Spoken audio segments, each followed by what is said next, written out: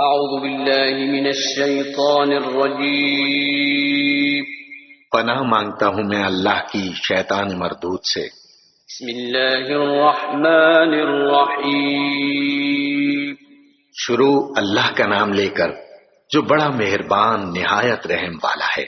الحمد لله رب العالمين الرحمن الرحيم مالك يوم الدين إياك نعبد وإياك نستعين. أعوذ بالله من شرور أنفسنا ومن سيئات أعمالنا من يهده الله فلا مضل له ومن يضلل فلا هادي له وأشهد أن لا إله إلا الله وحده لا شريك له وأشهد أن محمدا عبده ورسوله أما بعد فإن خير الحديث كتاب الله وخير الهدي هدي محمد صلى الله عليه وسلم وشر الأمور محدثاتها وكل محدثة بدعة وكل بدعة ضلالة وكل ضلالة في النار.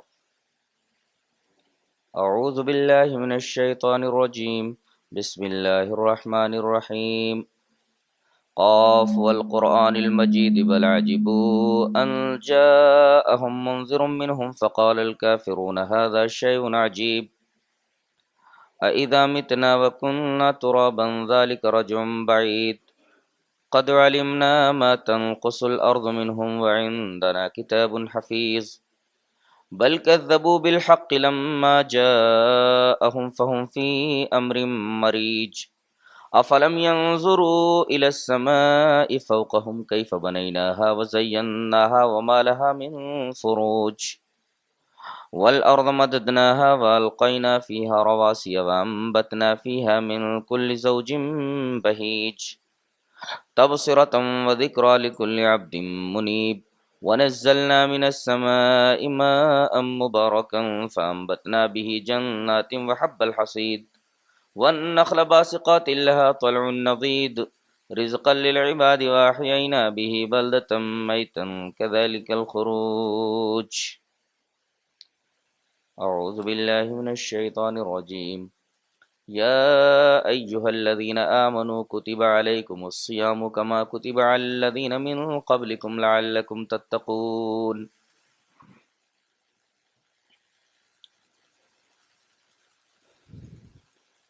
خطبہ مسنونہ کے بعد میں نے سورہ بقرہ کی ایک مشہور آیت کریمہ تلاوت کی ہے۔ سب سے پہلے اس آیت کریمہ کا ترجمہ ذہن نشین کر لیں۔ ترجمہ یہ ہے: اے ایمان والو، تمہارے اوپر روزے فرض کیے گئے جیسا کہ تم سے پہلے لوگوں کے اوپر روزے فرض کیے گئے تھے تاکہ تم متقی ہو جاؤ۔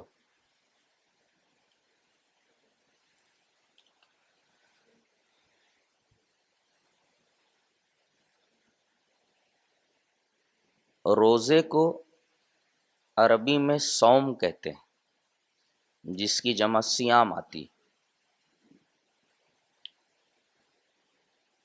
صوم کی حقیقت میں امساک یعنی رکنا داخل ہے۔ جیسے جب کوئی گھوڑا چلنے پھرنے اور کھانے پینے سے رک جاتا تھا تو عرب اس گھوڑے کو فرس صائم کہتے تھے۔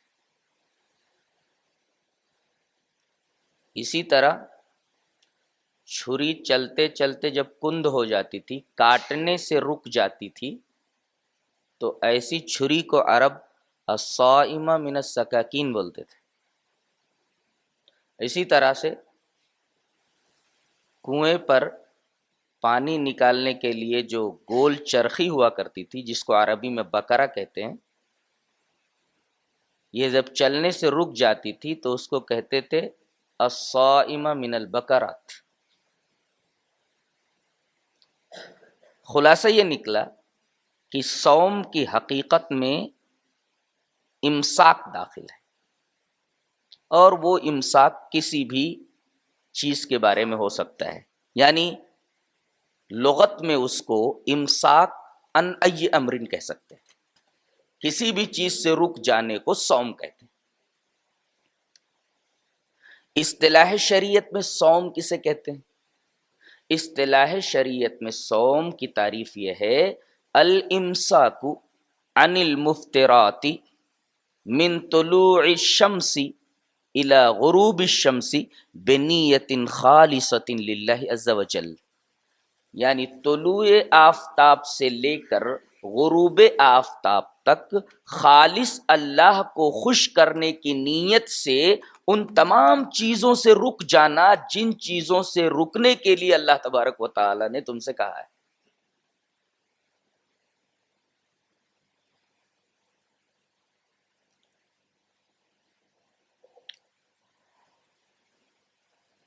تمام عبادات میں اس عبادت کی ایک خاص اہمیت ہے، اسے ایک خاص امتیاز حاصل ہے۔ اس امتیازی پہلو کو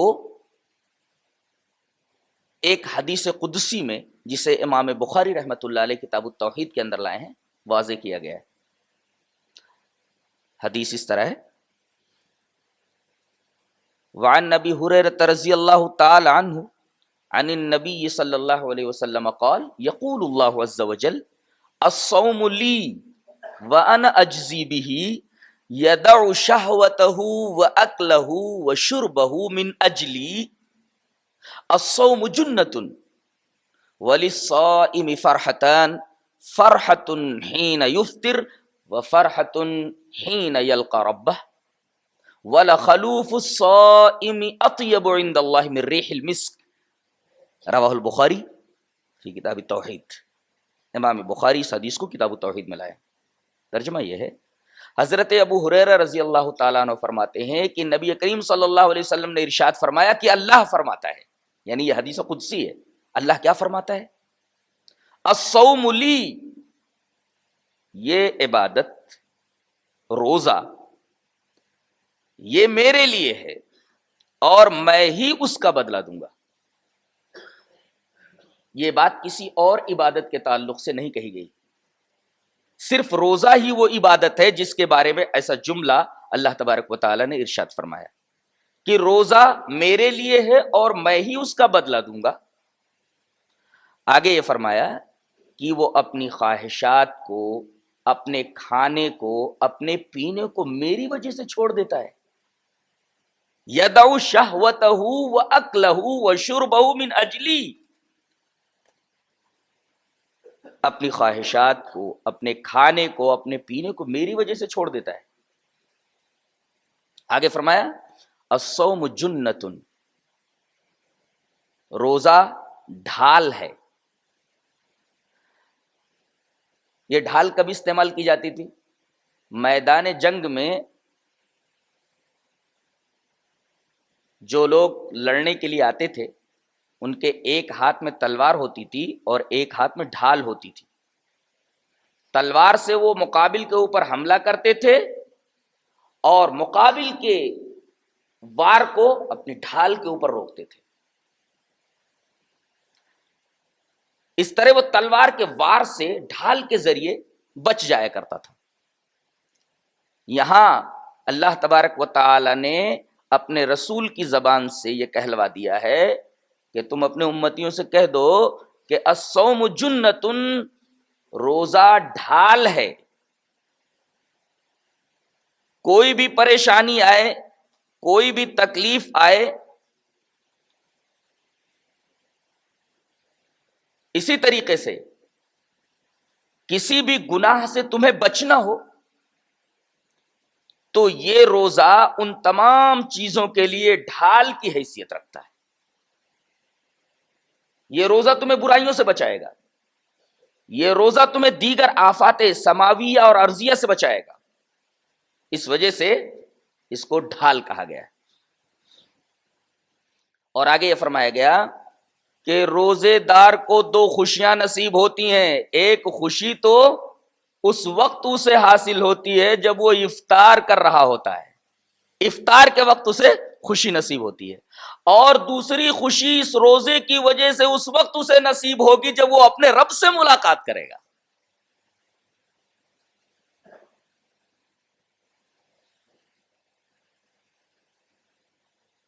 آخری بات نبی کریم صلی اللہ علیہ وسلم نے یہ فرمائی کہ روزے کی حالت میں انسان کے منہ سے جو بدبو نکلتی ہے، یہ بدبو اللہ تبارک و تعالی کے نزدیک مشک کی خوشبو سے بھی زیادہ بہتر ہے، مشک کی خوشبو سے بھی زیادہ محبوب ہے، اس کے نزدیک زیادہ اچھی ہے۔ اس حدیث پاک سے استدلال صرف یہ کرنا تھا کہ یہ وہ خاص عبادت ہے جس کے بارے میں اللہ تبارک و تعالی نے نبی کی زبان سے اس حدیث قدسی میں یہ کہلوایا ہے کہ روزہ میرے لیے ہے اور میں اس کا بدلہ دوں گا۔ اس کی وجہ کیا ہے؟ غور کریں تو اس کی وجہ واضح طور پر یہ سمجھ میں آتی ہے کہ تمام عبادتوں میں ریا، نمود اور نمائش کا امکان ہو سکتا ہے، لیکن روزہ ایسی عبادت ہے کہ اس میں اس کا امکان نہیں ہے۔ مثلا ایک آدمی نماز پڑھ رہا ہے، لمبے لمبے رکوع کر رہا ہے، لمبے لمبے سجدے کر رہا ہے، ہو سکتا ہے کہ وہ اپنے ان طویل سجدوں اور اپنے طویل رکوعوں کے ذریعے اپنے زہد، اپنے تقوی اور اپنی بزرگی اور اپنی پارسائی کا دھوس جمانا چاہ رہا ہو کہ میں بہت پارسا ہوں، بہت زیادہ متقی ہوں، بہت زیادہ پرہیزگار ہوں، بہت بڑا زاہد ہوں۔ اور ایک شخص زکوٰۃ ادا کرتا ہے، صدقہ و خیرات کرتا ہے، ہو سکتا ہے کہ زکوٰۃ کی ادائیگی سے اور اس صدقہ و خیرات کے دینے سے وہ دوسروں کے اوپر اپنی سخاوت، اپنی فیاضی اور اپنے مالدار ہونے کا روب جمانا چاہتا ہوں۔ ایک آدمی حج کے لیے جا رہا ہے، اس میں بھی ریا کا امکان ہے، ہو سکتا ہے کہ وہ حاجی صاحب کہلوانے کے لیے جا رہا ہو، لیکن روزہ کے اوپر اگر آپ غور کریں تو آپ کو یہ معلوم ہوگا کہ اس کے اندر اس طریقے کا کوئی امکان نہیں ہے۔ ایک شخص غسل خانے میں ہے، سخت گرمی کا موسم ہے، پیاس کی شدت سے اس کا حلق سوکھا ہوا ہے، زبان سوکھی ہوئی ہے، غسل خانے میں ہے، غسل خانے کا دروازہ بند ہے، وہ چاہے تو وہاں پانی پی سکتا ہے اور باہر روزہ دار بنا رہ سکتا ہے، لیکن سخت پیاس کی حالت میں غسل خانہ کا دروازہ بند ہونے کے باوجود کیا مجال کہ وہ ایک قطرہ اپنے حلقوم سے نیچے پانی اتار لے۔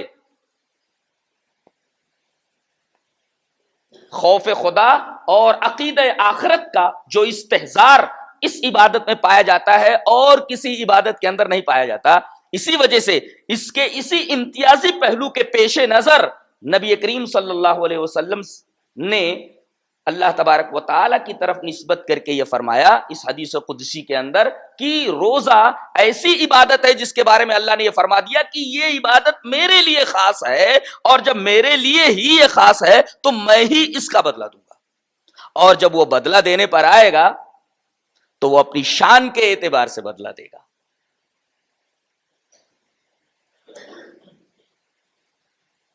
بدلے کی ایک کیفیت تو ایک حدیث میں مذکور ہے، جی چاہتا ہے کہ وہ حدیث آپ کے سامنے پیش کر دوں۔ حدیث اس طرح ہے، وان سہل رضی اللہ تعالی عنہ عن النبی صلی اللہ علیہ وسلم قال ان فی الجنت بابا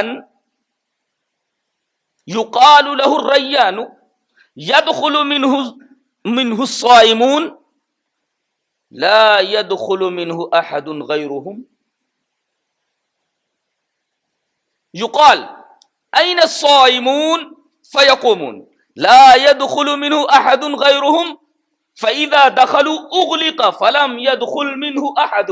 رواہ البخاری فی کتاب الصیام۔ حضرت امام بخاری اس حدیث پاک کو ایسے ہی کتاب الصیام میں لائے۔ حضرت سہل بن سعد ساعدی سے، حضرت سہل بن سعد فرماتے ہیں کہ نبی کریم صلی اللہ علیہ وسلم نے ارشاد فرمایا کہ جنت میں ایک خصوصی دروازہ ہے، ان فی الجنت بابا، یہ نکرہ تخصیص کے لیے، جنت میں ایک دروازہ ہے خاص طور سے اللہ تبارک و تعالی نے بنوایا ہے، اس دروازے کا نام ریان ہے۔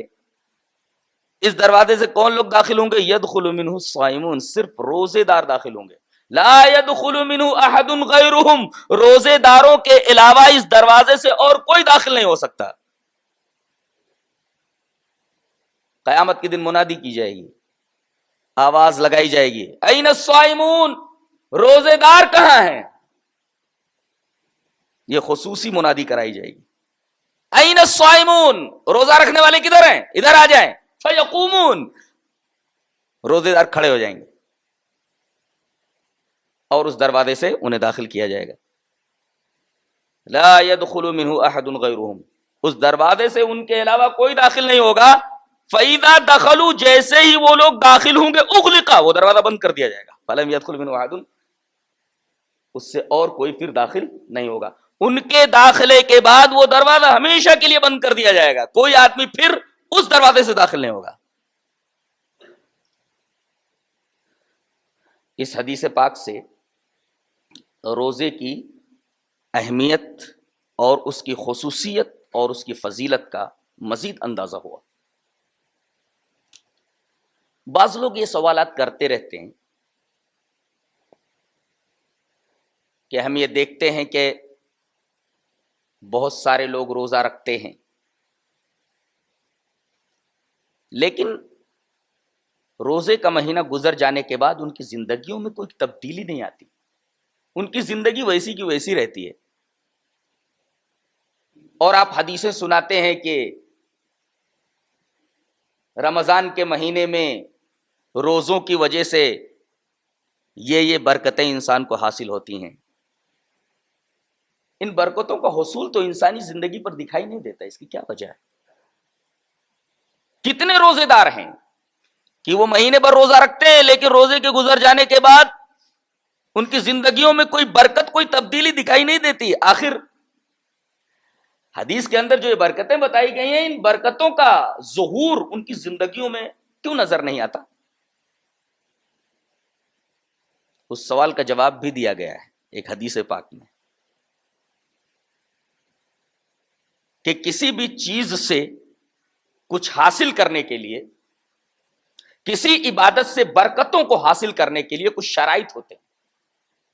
مثلا نماز کے لیے وضو شرط ہے، اگر آدمی وضو نہ کرے اور نماز پڑھ لے، نماز نہیں ہوگی۔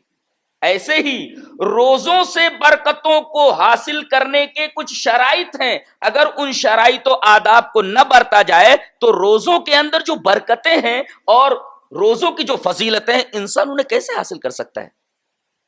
جب ہر چیز کے حاصل کرنے کے لیے کچھ شرائط اور آداب ہوا کرتے ہیں، تو کیا روزوں کی برکتیں اور فضیلتیں ایسے ہی بغیر شرائط و آداب کے انسان کو حاصل ہو جائیں گی؟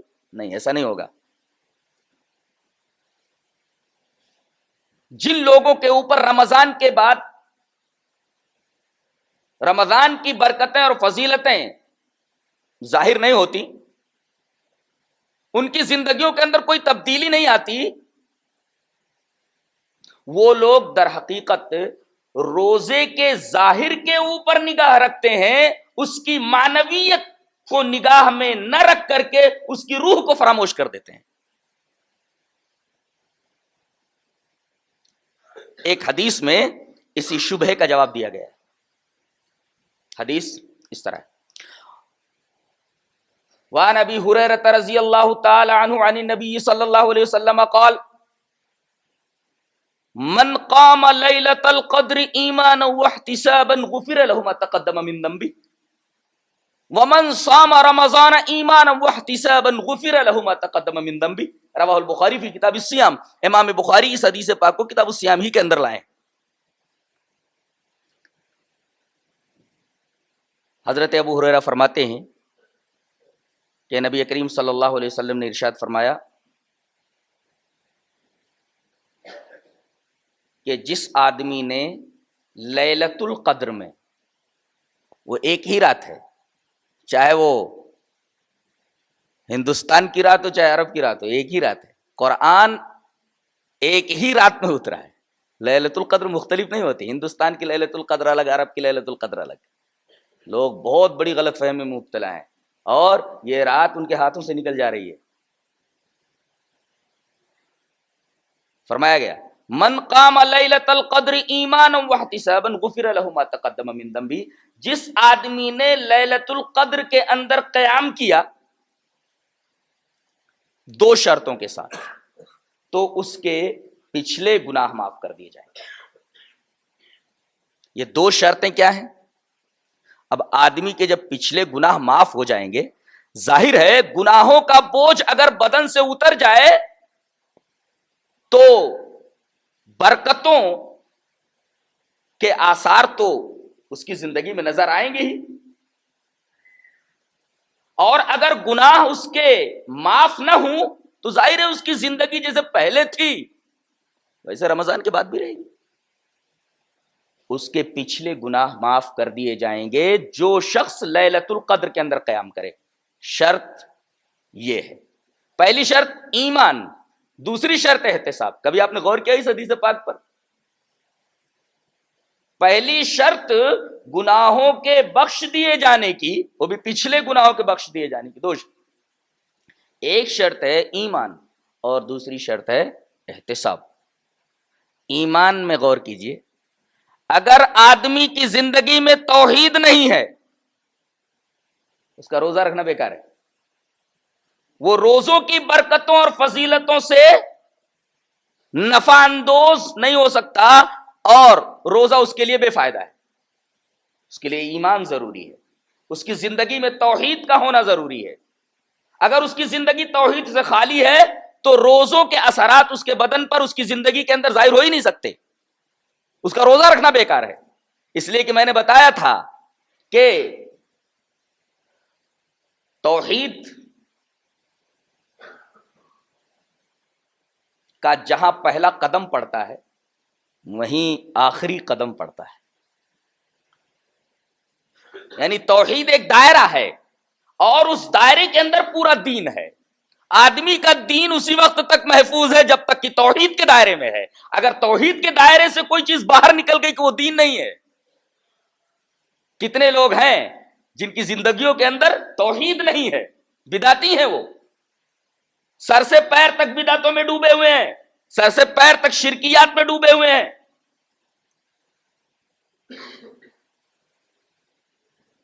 اور رمضان کے آ جانے کے بعد بھی وہ لوگ جو توحید کے دعوے دار ہیں وہ اپنی زندگی میں کوئی بھی تبدیلی لانے کے لیے خود تیار نہیں ہے. تو اللہ تبدیلی کیسے لائے گا؟ ٹھیک ہے تم توحید لیے بیٹھے رہو، توحید کے بعد اعمال کی بھی تو اہمیتیں ہیں. بعض لوگ کہتے ہیں کہ ہمارے لیے توحید کافی ہے، ہم اپنی زندگیوں کے اندر، اپنے عملوں کے اندر تبدیلی کیسے لائیں، کیوں لائیں؟ تو ایسے لوگ بھی رمضان کی برکتوں سے کوئی فائدہ نہیں اٹھا سکتے. تو پہلی شرط تو ایمان ہے، دوسری شرط ہے احتساب. احتساب کا 2 مطلب بتایا جاتا ہے. ایک تو یہ کہ روزہ آپ اللہ تبارک و تعالیٰ کو خوش کرنے کے لیے رکھیں، ایک روٹین سمجھ کر کے اس کو نہ برت جائیں کہ یہ مہینہ روزوں کا ہے روزے رکھ لیے جائیں، بلکہ اللہ کو خوش کرنے کے لیے یہ روزے رکھے جائیں. ایک مطلب تو احتساب کا یہ ہے. اور دوسرا مطلب یہ ہے کہ اپنی پچھلی زندگی کا محاسبہ کرو، اپنی کتاب زندگی کے اوراق پلٹو، دیکھو کہ میری زندگی کی کتاب کا کون سا صفحہ سفید ہے اور کون سا صفحہ کالا ہے. اگر کوئی صفحہ روشن نظر آئے تو اس پر اللہ کا شکر ادا کرو، اور کوئی صفحہ اگر کالا نظر آئے، بلیک نظر آئے، تو رو رو کر کے اس صفحے کو روشن کرنے کی درخواست کرو اللہ تبارک و تعالیٰ سے کہ میری زندگی کا وہ کالا صفحہ روشن کر دے. یہ ہے احتساب، اپنی زندگی کا محاسبہ. کیا ان 2 شرطوں کے ساتھ کوئی روزہ رکھتا ہے؟ سوال ہی نہیں. بہت کم لوگ ہیں جو اس طریقے کا روزہ رکھتے ہیں اور یہ 2 شرطیں ان کے سامنے ہوتی ہیں، ایمان اور احتساب. تو ایمان ضروری ہے، احتساب ضروری ہے. توحید کے ساتھ یہ عبادت معتبر ہے. اور کچھ شرائط ایک حدیث میں بیان کیے گئے. جی چاہتا ہے کہ وہ حدیث بھی آپ کے سامنے رکھ دوں. حدیث اس طرح ہے: وعن ابی ہریرہ رضی اللہ تعالی عنہ قال قال رسول اللہ صلی اللہ علیہ وسلم: من لم يدع قول الزور والعمل به فليس لله حاجة في ان يدع طعامه وشرابه. رواہ البخاری فی کتاب الصیام. امام بخاری اس حدیث پاک کو بھی کتاب الصیام ہی میں لائے جہاں روزوں کا بیان ہے. حضرت ابو ہریرہ رضی اللہ تعالیٰ عنہ سے حضرت ابو ہریرہ رضی اللہ تعالیٰ عنہ ارشاد فرماتے ہیں کہ نبی کریم صلی اللہ علیہ وسلم نے ارشاد فرمایا کہ جو آدمی جھوٹی بات کو نہ چھوڑ دے اور جھوٹ پر عمل کو نہ چھوڑ دے، جو زور کو نہ چھوڑ دے اور جو زور پر عمل کو نہ چھوڑ دے.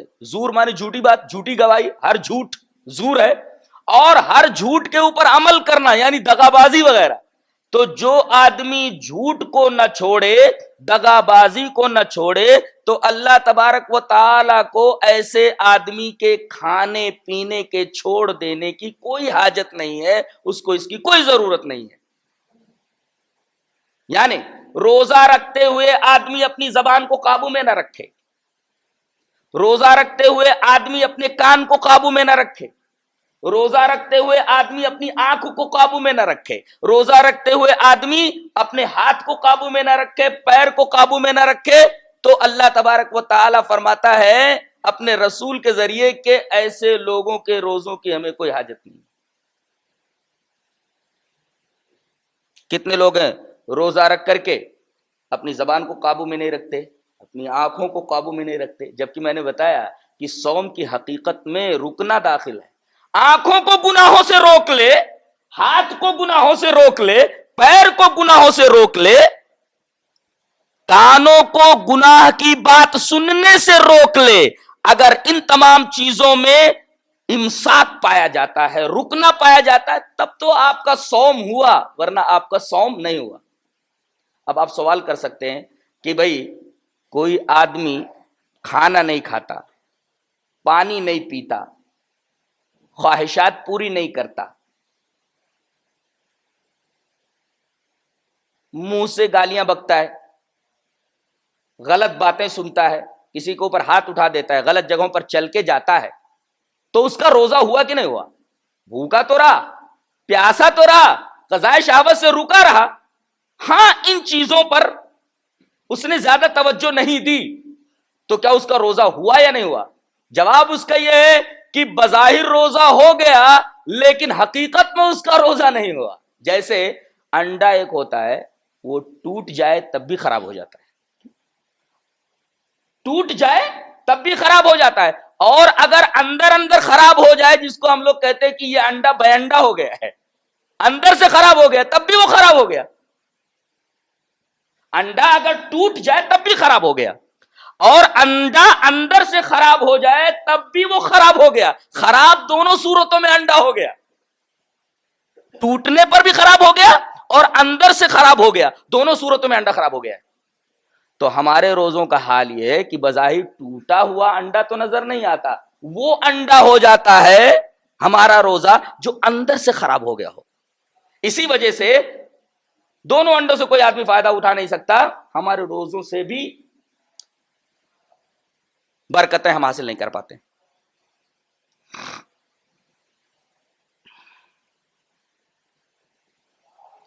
روزے سن 2 ہجری میں فرض ہوئے. میرا خیال یہ ہے کہ نبی کریم صلی اللہ علیہ وسلم نے جب مکہ سے مدینہ کی طرف ہجرت کی تو ہجرت کے 18 مہینے کے بعد روزے فرض ہوئے، اور تحویل قبلہ کا حکم اس سے 1.5 یا 2 ماہ قبل آیا تھا. یعنی اللہ تبارک و تعالی نے بیت المقدس قبلہ نہ رکھ کر کے بیت الحرام کو مسلمانوں کا قبلہ بنا دیا. اس کے 1.5-2 مہینے کے بعد، یعنی ہجرت کے 18 مہینے بعد اللہ تبارک و تعالیٰ نے سن 2 ہجری کے اندر مسلمانوں کے اوپر روزے فرض کیے۔ اس کی فرضیت کا ثبوت قرآن سے بھی ہے اور حدیث سے بھی ہے۔ اللہ تبارک و تعالیٰ نے ارشاد فرمایا یا ایھا الذین آمنوا کتب علیکم الصیام، کتبہ کا لفظ عربی میں فرضیت کے لیے آتا ہے، اے ایمان والو روزے تمہارے اوپر فرض کیے گئے۔ اس میں خصوصی نکتہ دیکھیں آپ، اللہ تبارک و تعالیٰ نے ایمان والوں کو مخاطب کر کے کہا ہے کہ روزے تمہارے اوپر فرض ہوئے ہیں، یعنی ایمان کے بغیر روزہ غیر معتبر ہے۔ بعض لوگ ہیں جو غیر مسلم ہیں، دین اسلام کو نہیں مانتے، لیکن وہ روزہ رکھتے ہیں، کیا ان روزوں کے معنوی برکات اور معنوی فوائد سے وہ مستفید ہو سکتے ہیں؟ قطعاً نہیں۔ روزہ فرض ایمان والوں کے اوپر ہے اور ایمان والے ہی اس کی برکتوں سے مستفید ہو سکتے ہیں۔ اسی وجہ سے اللہ تبارک و تعالیٰ نے ایمان والوں کو خطاب کر کے یہ فرمایا ہے کہ تمہارے اوپر روزے فرض کیے گئے۔ یا ایھا الذین آمنو، اے ایمان والو، یعنی روزے داروں کے لیے ایمان والا ہونا ضروری ہے۔ بغیر ایمان کے روزہ اللہ کی نگاہ میں معتبر نہیں ہے، اس کی کوئی اہمیت نہیں ہے۔ تو ایمان والا ہونا ضروری ہے روزہ دار کے لیے۔ دوسرے کتبہ کا لفظ بتا رہا ہے کہ یہ روزے فرض کیے گئے۔ 2 ٹکڑوں سے 2 باتیں معلوم ہوئی۔ تیسرا ٹکڑا اور قابل غور ہے، کما کتب علی الذین من قبلکم، جیسا کہ تم سے پہلے لوگوں پر روزے فرض کیے گئے تھے۔ نبی کریم صلی اللہ علیہ وسلم نے تو کسی سے تعلیم حاصل نہیں کی، براہ راست جبرائیل کے ذریعے اللہ تبارک و تعالیٰ نے آپ کو تعلیم دی۔ آپ کسی کالج میں نہیں گئے، آپ کسی یونیورسٹی میں نہیں گئے، کسی اسکول میں نہیں گئے، نہ مکہ کے اندر کوئی لائبریری تھی، مدینہ کے اندر کوئی لائبریری نہیں تھی، کوئی کالج نہیں تھا۔ وسائل ترسیل جو اس وقت ہیں ترقی یافتہ، اس وقت وسائل ترسیل اتنے ترقی یافتہ نہیں تھے۔ علم و آرٹ اور فن اتنے ترقی یافتہ نہیں تھے، قرطاس و قلم کا ماحول نہیں تھا، قرطاس و قلم کا دور نہیں تھا۔ ایسے ماحول میں نبی کریم صلی اللہ علیہ وسلم کی زبان سے یہ ادا ہونا کہ یہ روزے صرف مسلمانوں پر فرض نہیں ہے بلکہ یہ پچھلی امتوں کے اوپر بھی فرض کیے گئے تھے، آپ کو کیسے معلوم ہوا؟ آپ کو کیسے معلوم ہوا؟ اور تمام کے تمام لوگ اس بات پر خاموش ہیں، نصرانی خاموش ہیں، یہودی خاموش ہیں، اور خود مشرکین خاموش ہیں۔ کسی نے اس کی تردید نہیں کی۔ اس کی تردید نہ کیا جانا اس بات کی دلیل ہے کہ آپ مرسل رحمانی ہے اور قرآن کلام ربانی ہے، کہ آپ نے جو کچھ کہا اپنے علم سے نہیں کہا بلکہ اللہ تبارک و تعالیٰ کے علم دینے سے آپ نے یہ بتایا۔ تو قرآن کے کلام ربانی ہونے کا ثبوت ملا اور آپ کے مرسل یزدانی ہونے کا ثبوت ملا کہ آپ اللہ کے سچے رسول ہیں اور قرآن اللہ تبارک و تعالیٰ کا سچا کلام ہے۔ یہ کما کتب علی الذین من قبلکم سے معلوم ہوا۔ آپ کو کیسے معلوم ہوا؟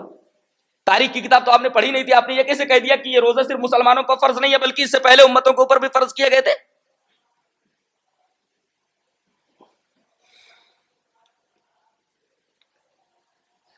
آخری ٹکڑا روزوں کی فرضیت کی علت بتا رہا ہے کہ روزے اس لیے فرض کیے گئے ہیں، روزوں کی فرضیت کا سبب یہ تاکہ تمہاری زندگی میں تقوی آ جائے۔ روزوں کا جو فائدہ ہے وہ تقوی ہے، جس پر ہم آج رات میں انشاءاللہ گفتگو کریں گے۔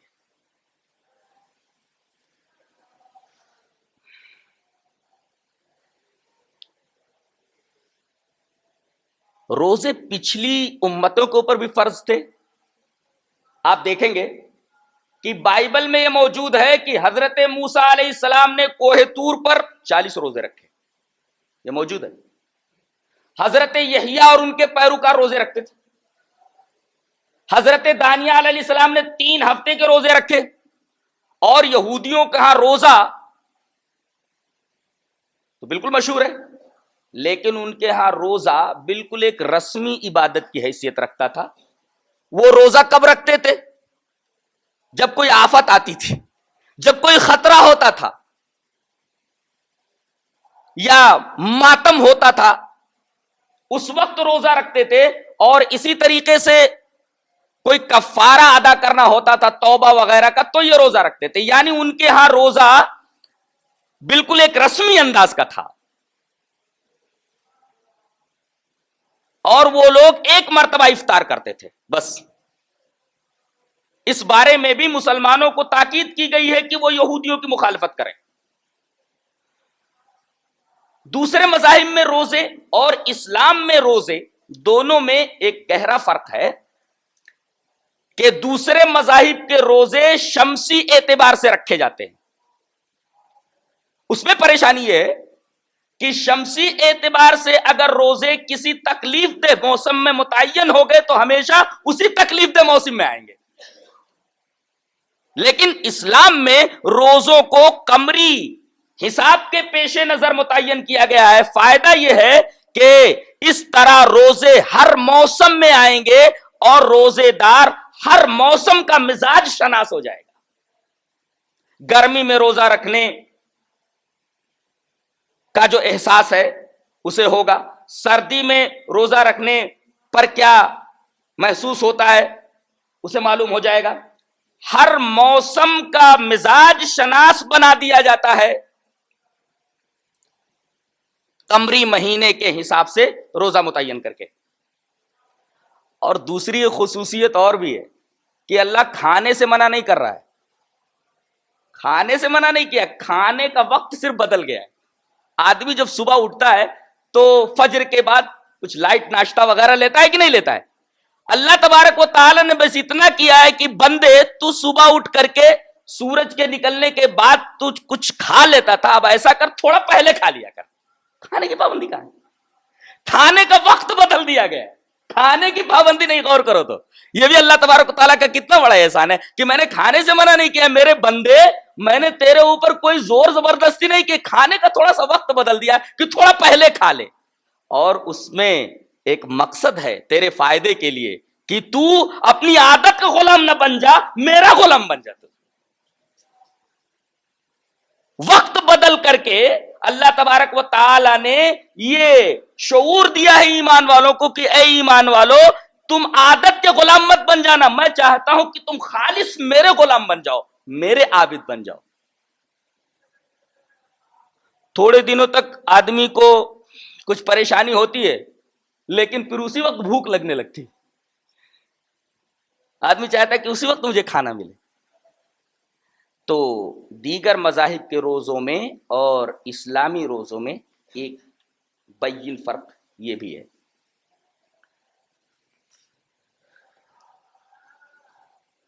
اس کا جو ایک اہم فائدہ ہے وہ یہ ہے کہ انسان دو چیزوں سے مرکب ہے، ایک پہلو اس کا زمینی ہے اور ایک پہلو اس کا آسمانی ہے۔ ان دونوں پہلوؤں سے انسان مرکب ہے، بلکہ آپ یوں کہہ لیں کہ دو جواہر سے مرکب ہے، ایک جوہر ارضی ہے اور ایک جوہر سماوی ہے۔ ارضی جوہر، اس کا کیا مطلب ہے؟ مادہ، انسان مادے سے بنا ہے، مٹی سے بنا ہے۔ اب اس جوہر ارضی کی وجہ سے اس کا میلان زمین کی طرف ہوتا ہے، اس کے جذبات، اس کے احساسات سب سفلی ہوتے ہیں، اور روح اوپر سے آتی ہے تو یہ جوہر آسمانی ہے۔ اور انسان کی فیروز مندی اور انسان کی کامیابی کا راز یہ ہے کہ اس کا جوہر آسمانی اس کے جوہر ارضی کے اوپر غالب آ جائے، اور اسلام یہی کرنا چاہتا ہے۔ اور اللہ تبارک و تعالی اپنے ماننے والوں اور اپنے اوپر ایمان لانے والوں کے ساتھ یہی کرنا چاہتا ہے کہ ان کا جوہر سماوی جوہر ارضی کے اوپر غالب آ جائے۔ فرشتوں کو دیکھو، انہیں کھانے کا احتیاج نہیں ہے، نہ کھانے کی ضرورت نہیں، نہ پینے کی ضرورت ہے، نہ قضاء شہوت کی ضرورت ہے۔ اب اگر یہ جوہر سماوی آسمان سے آنے والا جوہر مادی جوہر کے اوپر غالب آ جائے تو پھر انسان نیکیوں ہی کی طرف سبقت کرے گا۔ انسان نیکیوں سے پیچھے کب ہٹتا ہے؟ جب جوہر ارضی جوہر سماوی کے اوپر غالب آ جاتا ہے۔ اللہ اکبر! روزوں کے ذریعے اللہ تبارک و تعالیٰ نے یہ احسان ہمارے اوپر کیا ہے کہ ہم ذرا فرشتوں کی صف سے قریب ہو جائیں، زمین سے اٹھ کر کے ذرا ہم بلند ہوں آسمان کی طرف، کہ اللہ تبارک و تعالیٰ کی ایک معصوم مخلوق ہے ملائکہ، وہ نہ کھاتے ہیں نہ پیتے ہیں، نہ انہیں قضاء شہوت کی ضرورت ہے، وہ اللہ کے حکموں کے مکمل فرما بردار ہیں، وہ اس کے کسی حکم کی نافرمانی نہیں کرتے، تو ہم اٹھ کر کے ذرا فرشتوں کی صف کے قریب ہو جائیں. وہ کھانا نہیں کھا رہے، ہم بھی کھانا نہیں کھا رہے، وہ پانی نہیں پی رہے، ہم بھی نہیں پی رہے، وہ قضاء شہوت سے مبرہ ہے، ہم بھی قضاء شہوت نہیں کر رہے، وہ زبان سے کچھ غلط بات نہیں نکالتے، وہ وہی کرتے ہیں جن کے کرنے کا اللہ حکم دیتا ہے. تو روزوں کی حالت میں ہم ایسے بن جائیں جیسے فرشتے ہوتے ہیں. اس طرح ہمارا جوہر ملکوتی جوہر ارضی کے اوپر غالب آ جاتا ہے. اور انسان کی فیروز مندی کا سارا راز یہی ہے، اس کی کامیابی کا سارا راز یہی ہے.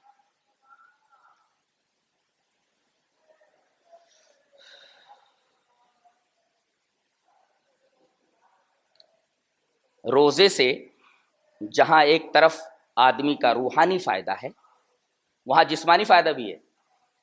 بہت سارے مریضوں نے یہ کہا، مختلف امراض میں مبتلا لوگوں نے یہ کہا، خاص طور سے ہارٹ پیشنٹس نے تو یہ کہا کہ روزوں کی وجہ سے ہمیں کافی آرام ملتا ہے، کافی سکون ملتا ہے، اور وہ روزوں کی برابر پابندی کرتے ہیں. اب روزوں کے مکمل فائدے یہ تو اطباء اور ڈاکٹرز ہی بتا سکتے ہیں، لیکن ایک بات تو ایک عامی آدمی بھی جانتا ہے کہ عام طور پر بیماریاں خرابی معدہ کی وجہ سے ظہور پذیر ہوتی ہیں. آدمی کا معدہ خراب ہو جاتا ہے، آدمی بیمار ہو جاتا ہے. اکثر بیماریاں خرابی معدہ کی وجہ سے ظہور میں آتی ہیں. اور معدہ خراب کب ہوتا ہے؟ جب اس کے اوپر ضرورت سے زیادہ برڈن ڈال دیا جائے، ضرورت سے زیادہ بار ڈال دیا جائے، ضرورت سے زیادہ بوجھ ڈال دیا جائے، معدہ خراب ہو جاتا ہے. روزوں کے ذریعے معدے کے اوپر سے یہ بوجھ ذرا کم کر دیا جاتا ہے. مشین لوہے کی ہی کیوں نہ ہو، برابر چلتی رہے خراب ہو جاتی ہے. اس کو دیر پا رکھنے کے لیے ضروری ہے کہ اس کو آئل دیا جائے، اس کو کچھ دیر روک کر کے اس کی صفائی وغیرہ کی جائے تو مشین دیر پا ہوتی ہے. یہی حال ہمارے جسمانی مشین کا بھی ہے کہ معدہ یہ پورے بدن میں ایسا حصہ ہے جو کبھی آرام نہیں کرتا، کبھی آرام نہیں کرتا. آنکھیں آرام کر لیتی ہیں، دماغ آرام کر لیتا ہے، ہاتھ پیر آرام کر لیتے ہیں، لیکن معدہ یہ ہضم جیسے محنت طلب وظیفے کو برابر ادا کرتا رہتا ہے، اس کو آرام نہیں ملتا. لہذا اس کو بھی تھوڑا سا آرام دے دو. اللہ تبارک و تعالی یہ مہینہ ہمیں دے کر کے معدے کے اوپر سے بڑی حد تک بوجھ اتار کر کے ہمارے جسم کو صحت مند رکھنے کا ایک پلان ہمیں دے رہا ہے. کیوں نہ ہم اس پلان کو قبول کریں اور صحت مند رہیں.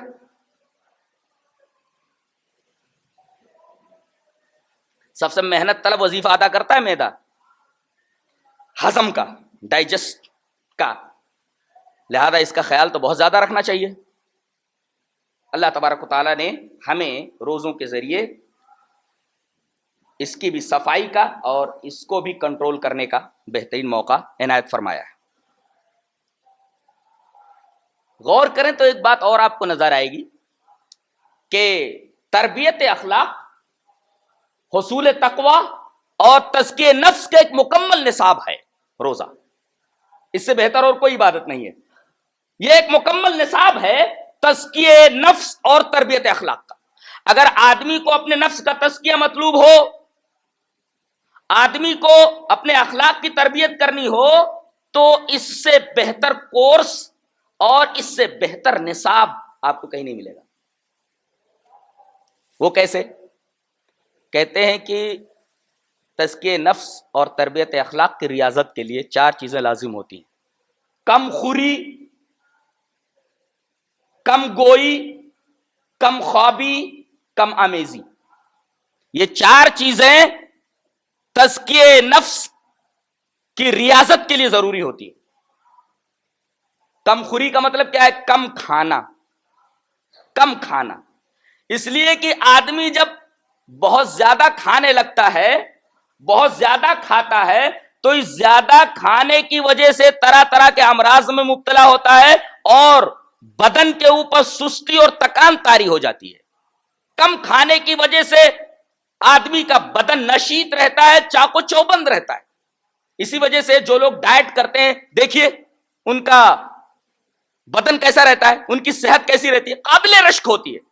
بعض لوگ جو بہت زیادہ موٹے ہو جاتے ہیں، چربی بہت زیادہ ہو جاتی ہے، ان کا چلنا دشوار ہو جاتا ہے، تو ڈاکٹر ان کو دوائیوں کے ساتھ ساتھ کچھ ورزشیں بھی بتاتے ہیں اور کچھ ڈائٹ بھی بتاتے ہیں تو ڈائٹ تو صحت کو کنٹرول کرنے کے لیے ایک بہترین ذریعہ ہے. تو کم خوری یعنی کم کھانا یہ ایک طریقے کی ڈائٹنگ ہے. اس سے بڑی حد تک آدمی چاق و چوبند رہتا ہے, اس کا نفس جو ہے نشیط رہتا ہے, اور زیادہ کھانے کی وجہ سے آدمی کے اوپر سستی طاری ہو جاتی, تکان طاری ہو جاتی. اسی وجہ سے نبی کریم صلی اللہ علیہ وسلم نے فرمایا کہ پیٹ کے 3 حصے کر لیا کرو, ایک حصہ کھانے کے لیے, ایک حصہ پانی کے لیے, اور ایک حصہ ہوا کے لیے. اب ہم کیا کرتے ہیں کہ تینوں حصے کھانوں سے بھر لیتے ہیں. اب بیماریاں پیدا نہیں ہوں گی, پریشانی پیدا نہیں ہوگی, تو اور کیا ہوگا. رمضان کے روزے فرض کر کے اللہ تبارک و تعالی نے ہمیں تزکیہ نفس کا جو یہ پہلا اصول ہے کم خوری یہ مہیا کرتا ہے. ایک طریقے کی ڈائٹنگ ہے, یہ جسمانی فائدہ بھی اس میں. دوسری چیز ہے کم گوئی, کم بولنا. کم بولنے سے آدمی کی سنجیدگی, متانت اور اس کا وقار ظاہر ہوتا ہے. آدمی بک بک بک بک بولتا رہے تو کہے کہ نہایت غیر سنجیدہ آدمی ہے, یہ غیر متین آدمی ہے, یہ انتہائی بےہودہ اور بیکار قسم کا آدمی ہے. تو کم گوئی, کم بولنا انسان کو سنجیدہ, متین اور باوقار بناتی ہے, جبکہ زیادہ بولنا انسان کے دل کو مردہ کر دیتا ہے اور لوگوں کی نگاہ میں اس کو ذلیل کر دیتا ہے. اور ایک بات اور خاص طور سے نگاہ میں رکھیں کہ آدمی جب بہت زیادہ بولنے کا عادی ہو جاتا ہے تو شیطان کو ایسے لوگوں سے بڑی امیدیں ہوتی ہیں. وہ اس کے پاس آ کر کے کھڑا ہو جاتا ہے اور بہت زیادہ بولتے بولتے بولتے بولتے شیطان اس سے کچھ ایسی چیزیں بھی بولوا دیتا ہے جو شریعت کے منافی ہوتی ہیں. لہذا زیادہ بولنے سے پرہیز کیا جائے. یہ ریاضت کا دوسرا پہلو روزے میں موجود ہے, کم گوئی. آدمی تھکا رہتا ہے, آدمی بھوکا رہتا ہے تو کم بولتا ہے. کھا کر کے جب آرام سے بیٹھتا ہے آدمی تو بہت زیادہ بولتا ہے, بسیار گو ہو جاتا ہے. وہ بسیار گوئی سے یہ چیز روک دیتی ہے جو آدمی کے ذلیل ہونے کا سبب بنتی ہے. ایک ہے کم خوری, دوسرے کم گوئی, اور تیسرے یہ ہے کم خوابی. آدمی جتنا کم سوئے گا اتنا ہی زیادہ اس کی روح چاق و چوبند رہے گی. اس لیے کہ فرشتے سوتے نہیں ہیں, ان کو سونے کی ضرورت نہیں ہے. اور دنیا کے اندر انہی لوگوں نے بڑے بڑے کارنامے انجام دیے ہیں جو زیادہ سوتے نہیں تھے. تاریخ اٹھا کر کے دیکھ لو. اور وہی اسٹوڈنٹ کامیاب ہوتے ہیں جو بہت کم سوتے ہیں, وہی لوگ میرٹ میں آتے ہیں جو بہت کم سوتے ہیں. لہذا بہت کم سونے کی عادت ڈالو, بہت کم سونے کی عادت ڈالو. جسم کا حال یہ ہے کہ اگر 24 گھنٹہ آدمی سوتا رہے تو بدن یہ کہے گا کہ 24 گھنٹے سوتا رہے, اور اگر آدمی 2 گھنٹے سونے کی عادت بنا لے تو 2 گھنٹے میں اس کی نیند پوری ہو جائے گی. وہ بدن کا حال ہے. لہذا اگر دنیا میں کوئی کارنامہ انجام دینا ہے اور خاص طور سے اسٹوڈنٹس کو میرٹ میں آنا ہے اور کچھ بننا ہے, آگے ترقی کرنا ہے, تو انہیں کم خواب ہونا ضروری ہے, کم سونا ان کے لیے ضروری ہے. روزے میں موقع ملتا ہے کم سونے کا. آدمی زیادہ مشغول ہوتا ہے, اچانک نیند میں سے اٹھا دیا جاتا ہے اس کو, سحری کا وقت ہو گیا اٹھیے, اس کی نیند پوری نہیں ہوئی ہے اور آدمی کو اٹھا دیا جاتا ہے. پھر آدمی جب برش وغیرہ کرنے کے بعد جب ایک دم نشیط ہو جاتا ہے دوبارہ سونے کی کوشش کرے, جلدی نیند نہیں آتی. دیکھیے کم خوابی یہ تیسرا پہلو ہے نفس کو نشاط میں رکھنے کا. اور آدمی اگر زیادہ سوتا ہے تو قلب و نظر پر حجابات چھا جاتے ہیں, آدمی کا دماغ سو جاتا ہے. آدمی کا دماغ ایکٹیو اس وقت رہتا ہے جب آدمی کم سوئے. آدمی زیادہ سوئے گا اس کا دماغ سو جائے گا, قلب و نظر پر حجاب آ جاتا ہے, پردہ آ جاتا ہے. تو کم گوئی, کم خوابی, کم خوری, اور ایک ہے کم آمیزی. کم آمیزی کا مطلب یہ ہوا ریزرو رہنا, زیادہ لوگوں سے ملنا نہیں, لوگوں کے پاس زیادہ بیکار میں بیٹھنا نہیں. اب آدمی بھوکا پیاسا رہتا ہے تو ادھر ادھر جاتا بھی نہیں ہے, کم آمیز بن جاتا ہے. اور کم آمیز ہونے کی وجہ سے بہت زیادہ بیہودہ باتوں سے وہ بچ جاتا ہے اور بیہودہ باتوں کے اثرات سے بچ جاتا ہے. کھا پی کر کے ادھر ادھر گھومتا رہتا ہے, اس آدمی کے پاس بیٹھا ہوا, اس آدمی کے پاس بیٹھا ہوا, بہت سارے بیہودہ اثرات کو قبول کرتا ہے. لیکن روزہ رکھنے کی وجہ سے آدمی کم آمیز ہو جاتا ہے, ریزروڈ ہو جاتا ہے. یہ بھی بہت اہم چیز ہے خاص طور سے اسٹوڈنٹس کے لیے. اور زندگی میں جو لوگ بہت آگے بڑھنا چاہتے ہیں ان کو کم آمیز ہونا چاہیے. جب کم آمیز ہوں گے زیادہ لوگوں سے ملیں گے نہیں تو ان کو پڑھنے کے مواقع زیادہ فراہم ہوں گے. تو روزہ یہ مکمل ایک کورس ہے ریاضت کا، تزکیہ نفس کا، تربیت اخلاق کا. یہ کچھ فوائد تھے جو ہم نے آپ کے سامنے رکھے، روحانی فوائد اور جسمانی فوائد، اخلاقی فوائد، نفس کے فوائد. اور غور کریں گے تو اللہ تبارک و تعالیٰ نے نہ جانے کیا کیا فوائد ہمارے روحانی اور جسمانی اس روزے کے اندر، اس عبادت کے اندر رکھ رکھے ہیں. اللہ تبارک و تعالیٰ ہمیں نیک عمل اور اچھی سمجھ کی توفیق عطا فرمائے. وآخر دعوانا ان الحمد للہ رب العالمین.